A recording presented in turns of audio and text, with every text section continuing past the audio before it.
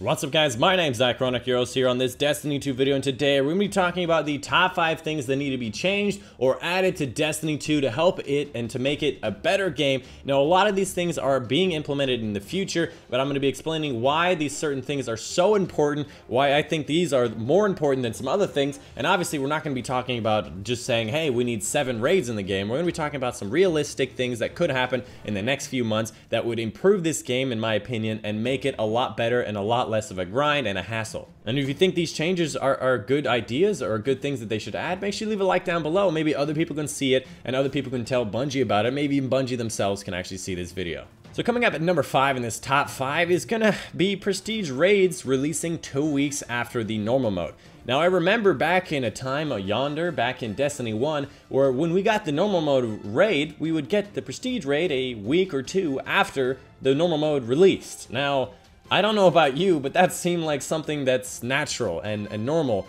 and it's not a thing that instead you release the Prestige Mode raid on the next DLC instead of 2 weeks after the one DLC, the normal mode, came out. Now, if you did not know, that's exactly what's happening in Destiny 1. The Argos raid, the Eater of Worlds raid, normal mode, came out a week or 2 after the first DLC came out, as it should have, and the Prestige Mode got pushed back to May, when the second DLC is scheduled to launch. It's potentially going to happen a few weeks before the release of DLC, and then obviously DLC 2 is going to come out. Perhaps they're doing this because DLC 2 doesn't actually have a raid, or they have an activity that's not exactly like a raid, or if it's maybe a lesser version of a raid layer. I'm not sure, but it seems as though they're doing it for an odd reason, because there's no significant mechanics change in the Prestige raid.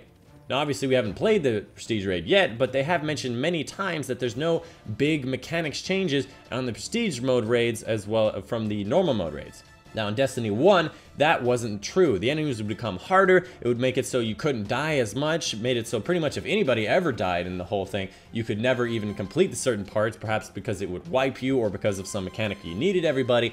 And there was also some other minor changes in mechanics that made things more interesting and a significantly higher challenge, even with a slight change to it. In this way, it made it so you had to work a lot more with your teammates. You couldn't just say, hey, here's your post, figure it out, kill these guys, do this. You really had to work together with your team, and instead of just communicating and yelling at each other different symbols, it made it more interesting. Perhaps the Prestige Mode raid would have like 30 different symbols. That would make it more interesting and throw people for a loop. I don't know how they could do it, but it seems as though, even though that they're not changing the mechanics very much, they're not releasing it 2 weeks after the normal mode. Coming up next in this top 5 at number 4 is going to be return of SRL, which is going to be the Sparrow Racing League. Now, if you guys did not play this in Destiny 1, it was basically a Sparrow Racing game mode in PvP, which I freaking loved. Now, it was 6 people on Sparrows. You pretty much had the same speed and same abilities. I think you did different flips and whatnot. You could also spin your Sparrow and do like spins and backflips, which would give you more boosts and stuff. It was a lot of fun. Some enemies along the track, and you could find shortcuts and cut through them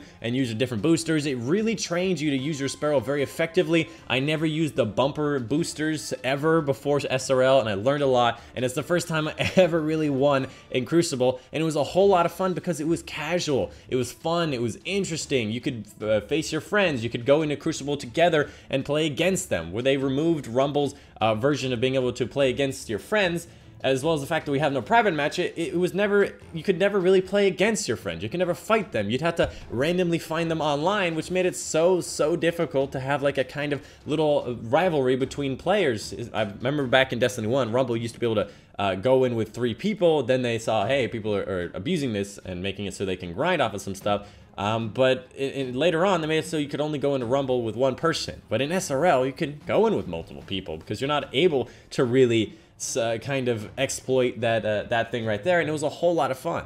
I think that in general, this would encourage the people who are more casual, who don't really want to play the very competitive, very sweaty, very team shot PvP right now, because in PvP right now, it's just team shot meta. People just clump up in a group, any enemy that shows up, people just work together and destroy them, and however much teamwork is fun, and is a good thing that they should encourage, it doesn't give you much options in the game. flanking the enemy is really impossible. And they did address a lot of this stuff in one of the most recent patch, or this week to Bungie. They're going to be addressing in the March update, which is March 27, is hopefully making it so less team shots will happen.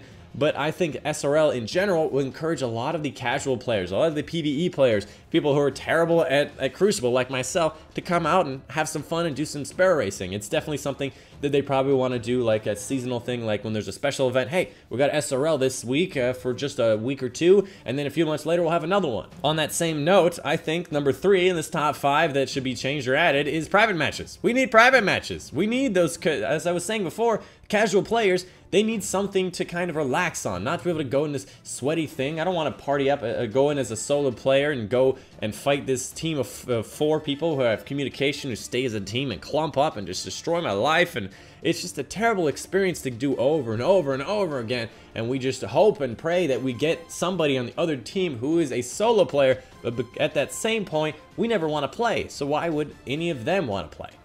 With private matches, we can do something more interesting, more fun. We can party up with some of our friends who we usually do some raids or Nightfalls with, and we can be like, hey, do some private match. Let's do some fun little thing where we only hit each other with the hilt of a sword, and we just do hilts only, and when a heavy shows up, that guy gets some sword ammo and just starts going on a tear and a rampage. Or we have this infected mode where you only have melee if you're infected, and you only have guns if you have your guns if you're not affected. And if you die with your guns, then you go to infected team. There could be a whole fun little thing that we could do with this, and you could do like cat and mouse with vehicles or a bunch of different things. It was so much fun in Destiny 1. We got that little private matches thing. It made it more interesting. Now, a lot of people are probably wondering why they didn't have private matches to begin with. I actually know the answer to this question. I asked Luke Smith a few years ago exactly why, and he said that less than 1% of people played custom games and private matches in Halo. Me personally, that was 90% of the things I did play was custom matches and Forge and private matches, playing Griffball, playing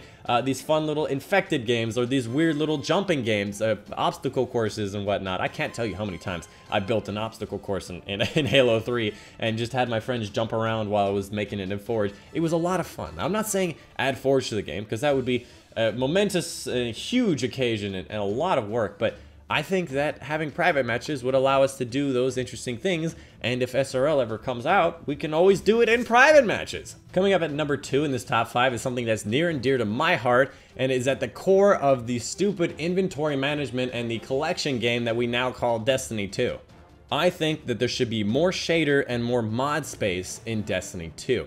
We just have to inventory manage all the time. Every time we get a bunch of mods that we can't get, it's in the postmaster. Every time we get a bunch of shaders that we can't get in our inventory because we're maxed out, it goes to our postmaster. Anytime we try getting these emblems that we don't have room for in our inventory, we max out. Now, the emblem system has had a change. Obviously, the fact that we can put an infinite amount of them in the vault, we don't even have to. We can just delete them and collect them back out. This was a huge improvement to the game. It made it so we didn't have to stuff our vaults full of these emblems. But our shaders and our mods are just clogging entire pages of our vault. Now, Bungie, you encourage us to come out to all these events like faction rallies, to Crimson Doubles, and be like, hey, look at all this new gear that you can't fit in your inventory and your vault, and you just have to delete all the old gear that you told us to collect.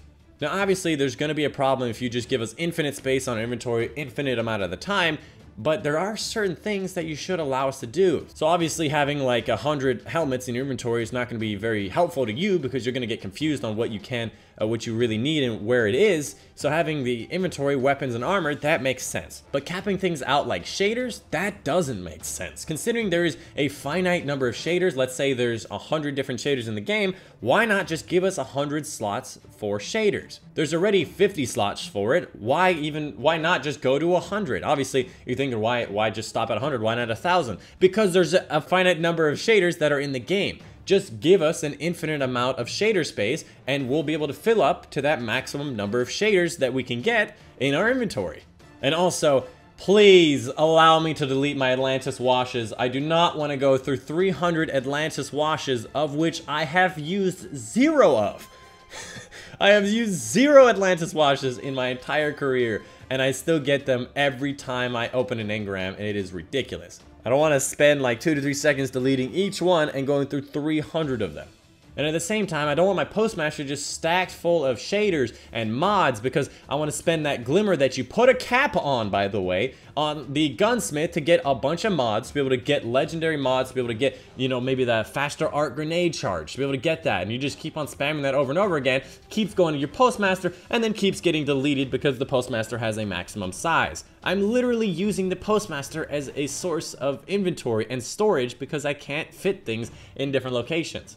On the same note as the shader, why can't we just have an infinite number of slots for mods? Now, you know exactly how many different mods there are in the game, multiply that by 2 because there's legendary and regular, and just give us that many slots. Perhaps give us a way to kind of organize them to be able to hide certain results to make it easier, like maybe say hide blue ones or hide purple ones, be able to find only the ones with grenades. Give us a way to kind of sort through this and give us an infinite number of slots that can fit exactly how many mods there are in the game. There's no reason to limit us on the number of mods that we have on our current inventory because you gave us 50. Why not give us 100? Same argument for the shaders. It's not like it's going to limit us or give us any particular advantage over anything else in the game. It's only going to stop us from having to run to the vault, pull out certain things, decide on what you want to destroy forever, like that special faction rally thing, then realize in the next faction rally that that is actually a weapon that I needed for a certain thing that's really good, or it just became really popular in the PvP. I just never want to delete these things, and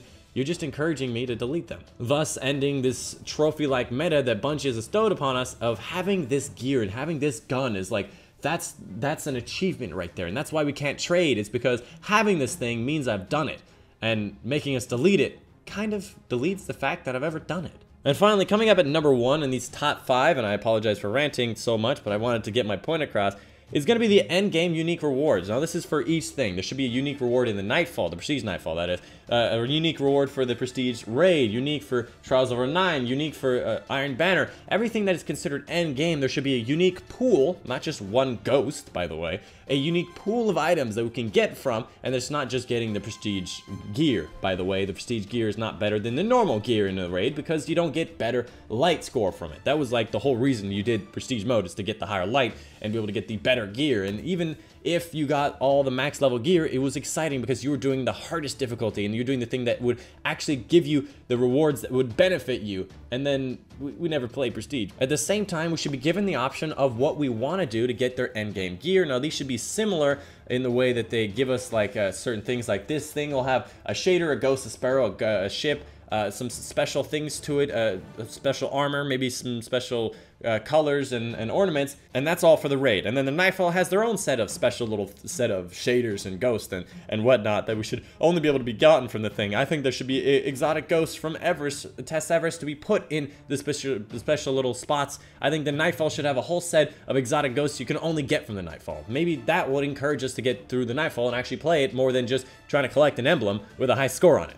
As a caveat, I would like to mention that they did talk about adding these endgame unique rewards to these different things, exactly how I said it, but I have a feeling they're gonna do it very small, a small amount. They're gonna put like one thing, like a single exotic ghost that will help you with the raid in the raid. Now, I don't think that this is how they should do it. I think they're just wasting their time. I think instead they should really just move all the Test Everest stuff into these different pools.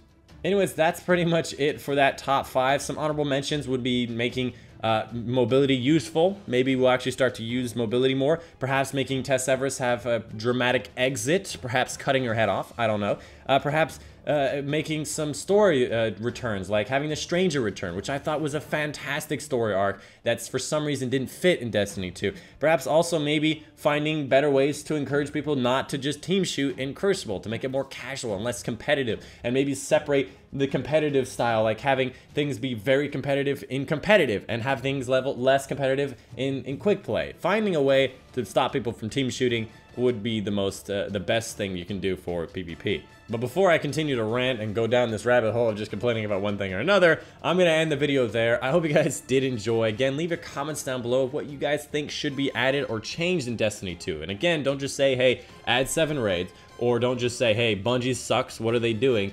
Maybe come up with an idea that's creative. Come up with anything that you'd be surprised that anyone would listen to. Be like, hey, I think it would be cool if you gave a ghost guns. Come up with anything. Maybe it will spark an idea of somebody else or another idea for yourself. You never know. Anyways, that's the video for guys today. I hope you guys did enjoy. My name's been Chronic, and I'll see you guys on the next one.